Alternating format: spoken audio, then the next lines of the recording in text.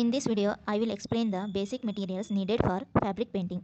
Paints. There are so many acrylic and fabric paints are available in the market. As a beginner, you can go with Fevicryl or Camlin acrylic paints. Fevicryl acrylic colors. In this box, 6 colors are available. Cost of this box is 100 rupees. In this box, 10 colors are available. Cost of this box is 250 rupees. Camlin acrylic colors. In this box, 10 colors are available. Cost is 250 rupees. Brushes. There are variety of brushes available in the market. These are round brushes, size 0 to 6. These are flat brushes, size 2, 4, 6. Cloth. Poplin or cotton cloth is good for beginners. Embroidery ring for cloth setting. Carbon sheet for tracing the design. Use yellow or white carbon to trace. Palette for mixing colors. Water to mixing the color and cleaning the brush. Old cotton cloth to wipe the brush. Additional materials: medium 1 pearl metallic colors, 3D outliner.